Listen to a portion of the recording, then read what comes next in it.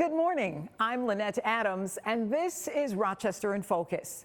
Coming up on the show today, we sit down with Robert Ricks, the father of Robert Brooks, the incarcerated individual who was beaten to death at Marcy Correctional Facility. He, Rosemary Rivera, and former New York Attorney General Eric Schneiderman have launched a statewide campaign to end prison violence. You'll hear Ricks' passionate request and Rivera's story as a former incarcerated individual. Ronieka Burns Sharpe stopped by to talk about the last 8 years of her nonprofit organization, You Are Beautifully Made. Born out of her personal experience, it's an organization that brings mothers and daughters together and helps them navigate some of life's challenges, like a mental health diagnosis. Then finally, we end with an upbeat interview with Rochester Mayor Malik and Jimmy Highsmith Jr. with Experience Live about this weekend's Baldwin-Richardson Foods Frederick Douglass HBCU Classic. Boy, oh boy, it's going to be a big weekend of fun, something that will surely make Rochester proud.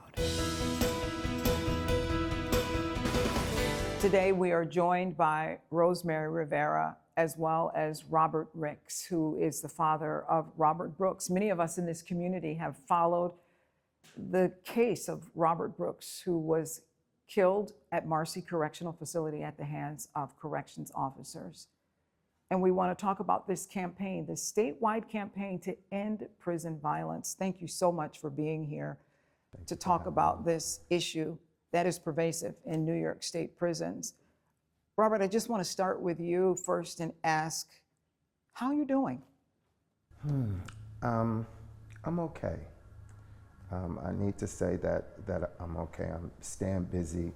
A lot of the work that I do is with kids. And so it has really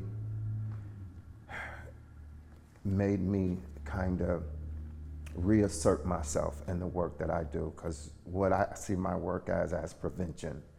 And I can look in some of the kids' eyes and know that if I don't do the work that I do, if I don't do if our community don't do the work that it should be doing, that the possibility exists that one of these kids could possibly end up in that same position. So for me, it's just like it just revved me up more. Like, you know, I got to do more, give more, be more, extend myself more to try to prevent this from happening. And as a result of the work that we're doing, that Rosemary is doing, that Eric Schneiderman is doing, it has given me an opportunity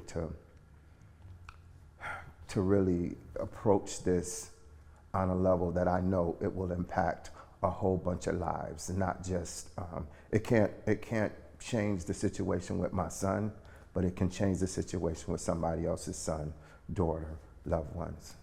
Robert, talk to me about seeing the video of what happened to your son. Would you have believed that that could happen to him? I know prison isn't a pretty place, and I know it's not meant to be a pretty place. But this type of evil and that type of atrocities, nobody could have made me believe it. What I know now that I didn't know before is that it's the norm. As Rosemary said, it's just like another Tuesday. And when I saw the video, it was too painful to watch initially. I mean, when they first showed it to me, all I could do was close my eyes. The thing that sticks in my head is when I saw him in the body bag.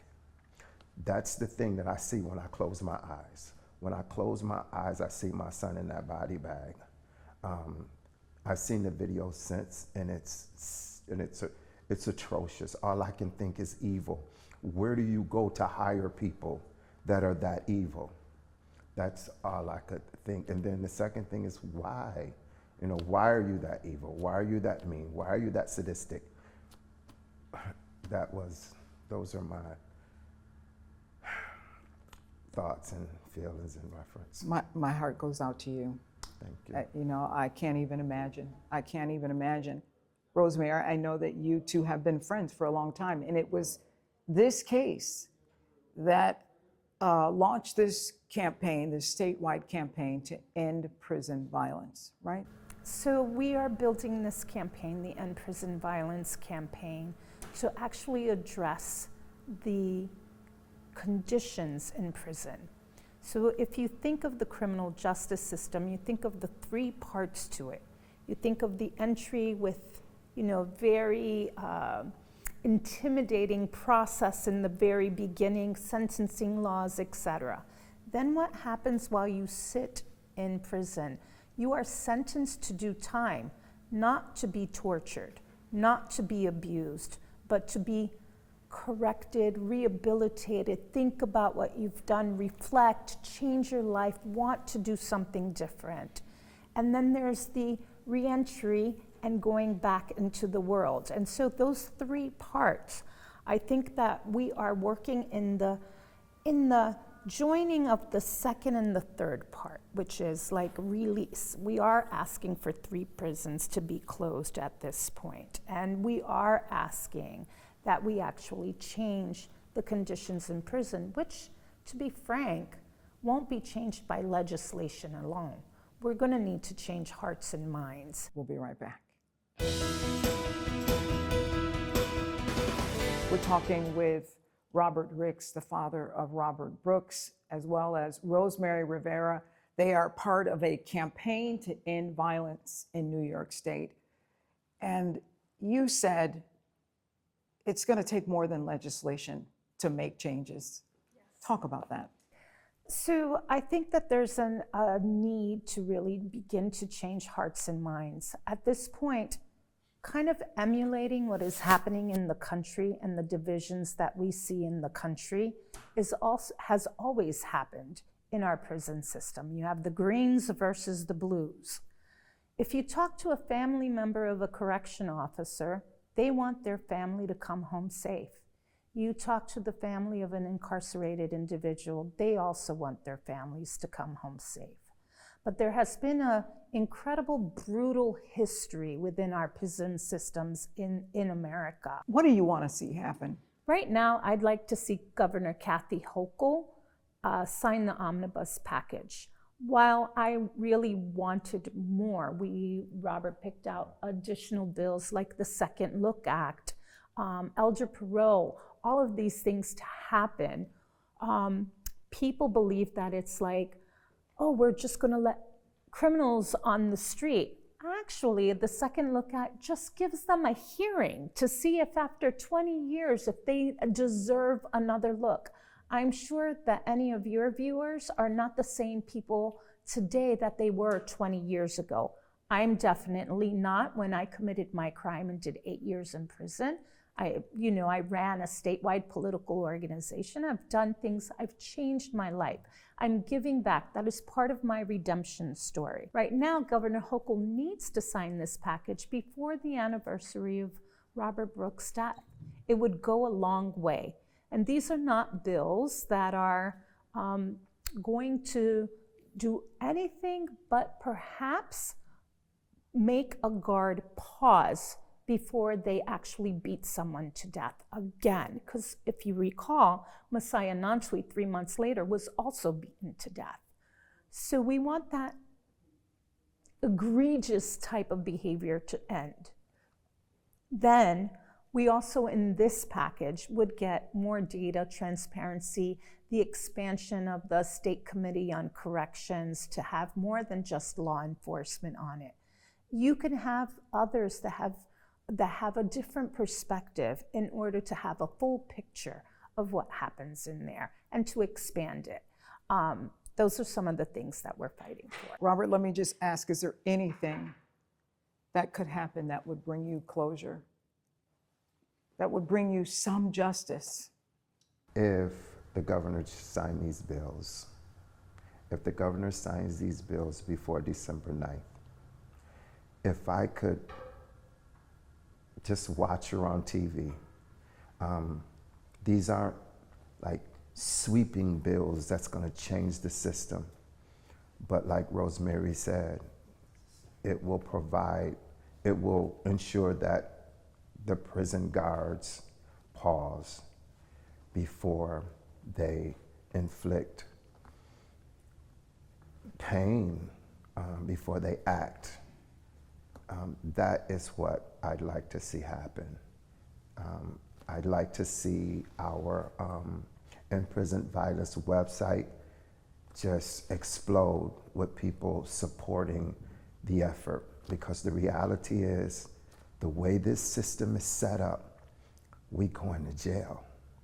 Our kids, our mothers, our fathers, our aunts, our uncles, our loved ones is going to jail. This system assures that it happens. Our desire is that they come home, and they come home better than they were when they went in. Because my son was suffering from mental health issues when he went in. And that is the reason why he did the things that he did, because he wasn't that type of kid. He wasn't that type of person.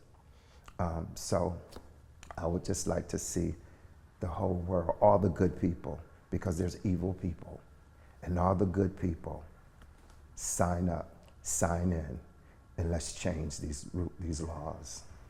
Thank you both for being here. We'll be right back.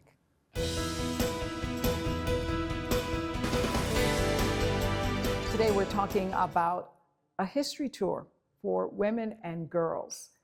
It's for this weekend, and it's an opportunity for moms and daughters to spend some time together and to celebrate women's history. But it's about more than that.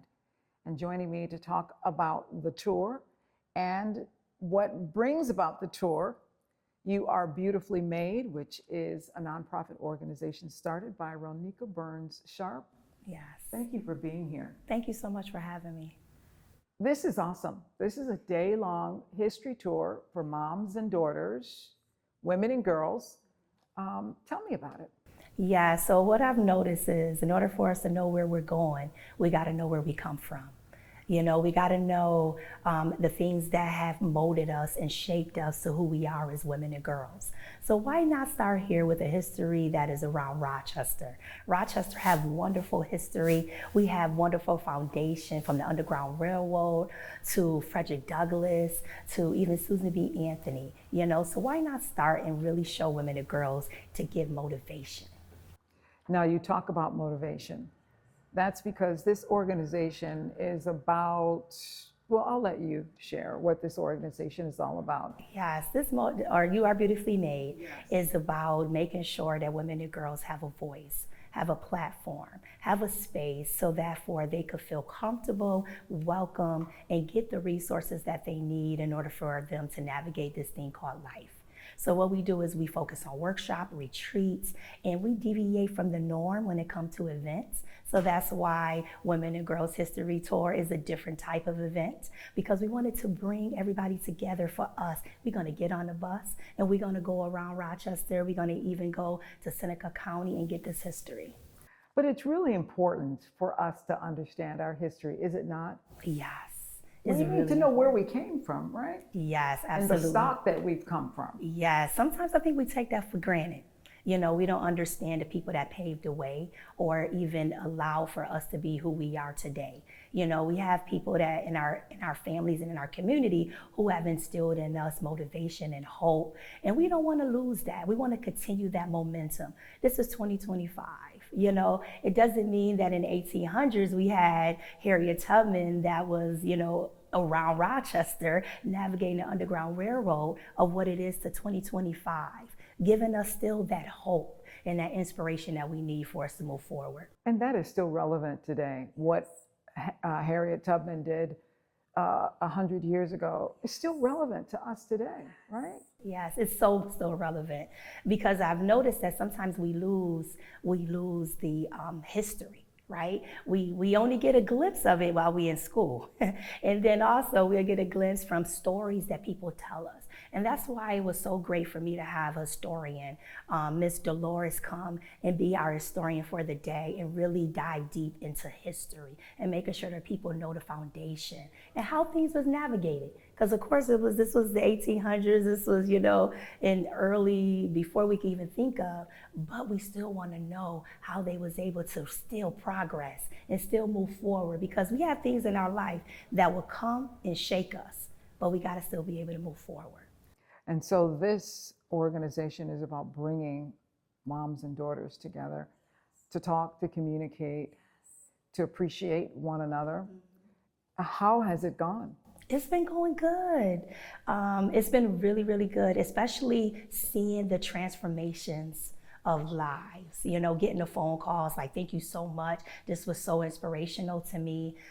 Even working in, the biggest piece of it is working and collaborating with the professionals that are in the mental health field, right? You have the psychologists and the therapists out there, you know, just the Black Healing Group, Dr. Takia Graham, really bringing everybody together in order for them to give their resources. So where can people, or how can people, I should say, still take part in this tour or the organization itself? Yes, they could follow us on social media, any of our social media platforms. You could go to Eventbrite. There's tickets still available on the Eventbrite. And you can also contact me, Ronieka Burns, on social media.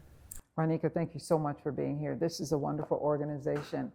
And you'll want to go on this tour and spend some time with your mom or your daughter. It'll be fun. We'll be right back.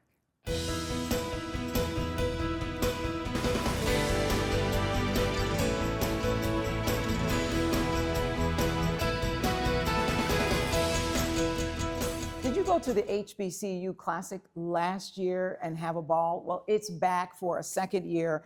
And joining me to talk about it is the mayor of Rochester, Malik Evans, as well as Jimmy Highsmith, who is the CEO of Experience Live Music Group. And I'm told it's going to be all that this year. Well, it's going to be all that and more. And Experience has told me they're going to make sure it's going to be all that and more. But last year was the first year that we did this, the Baldwin-Richardson Foods HBCU Classic. And I mean, it exceeded my expectations in terms of just the energy that people brought, from the tailgating to the battle of the bands to the actual game. I mean, there were smiles on everyone's faces that were there. And what a great way to gather in the community. And I'm hoping that this year will be bigger and better than ever, right, Jimmy? All right, so then what can we expect this year? An amazing event. We really want to give the kids an experience. A lot of the children in this community don't know about HBCUs. I went to an HBCU, Del State University. Frederick went to Howard University. We understand the culture of HBCUs. They're great universities. They're actually cheaper sometimes than some of these private universities. We want to give these kids the opportunity to see that culture, two amazing football teams, and also the Battle of the Bands. If you watch the movie Drumline and love that, you're going to love this experience. It's really family-oriented at a great price. Tickets are $25, general admission. And if you're a student, you can get the same ticket plus an adult for 2 for 1, or 50-yard line tickets for $50. But it's going to be an amazing, amazing experience for the whole family. So tell us who's coming this year. Lane College and Central State University. Two powerhouse HBCU football teams. If you like football, you're going to love this classic. Then I also want to give a shout out for, the HBCU College Expo. There's going to be a College Expo on the 25th where young people can go and learn about all of the hundreds of HBCUs that exist in this country. So they'll be able to come and get some education at the Expo on September 25th, and then get ready for that game on the 27th, which is going to be a treat for everyone in the community. Now, last year I know that the bands went to the high schools. Is that going to happen again this year? Will young people get a chance to mingle with them, talk to them, and find out a little bit more from their personal experience? Absolutely. We won't be going to the high schools this year due to timing, but on Friday is going to be a practice, and I've invited all of the band directors across the county to come out that Friday for practice to see these bands in action. But definitely come to the game on Saturday and see the fifth quarter. It's something to experience. If you've never seen a fifth quarter before, you want to see a fifth quarter now. It's an amazing experience. The pageantry is off the charts, Mayor, talk about what this means for the city of Rochester, for the people of Rochester. It's huge. I mean, it's huge for Rochester. First off, I like to brag. Now, I believe that there might be a classic that plays, but it might be like in New Jersey.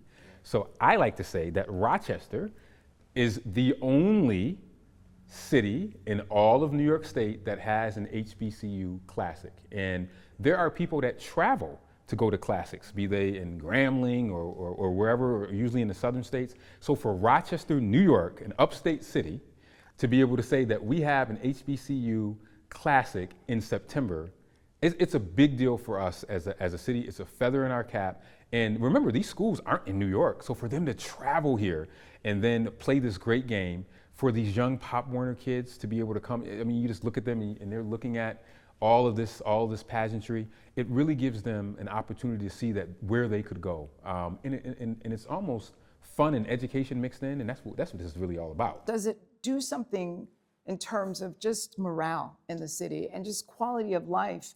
Something to look forward to. You know, the only way that you can drive out darkness is light.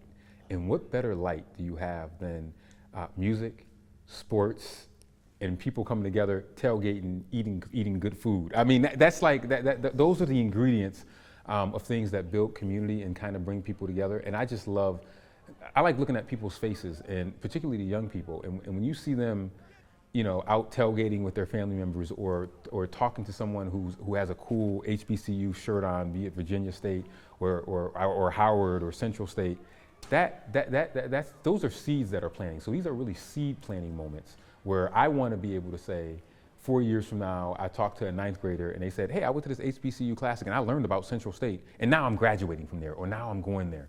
That's what this is meant to do. It's really meant to be a weekend of hope, and I hope that it will be that way for many people. Thank you so much for being here to talk about it. It's going to be fabulous, and it's all day long, starting with the tailgating party at 8 in the morning. You got to get your tickets. You got to go. We'll be right back.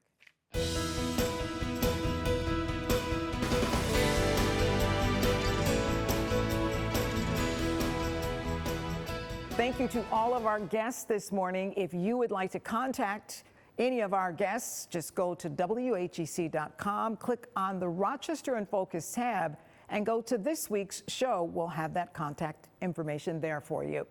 And if you would like to join as a guest, here's how you can reach the show.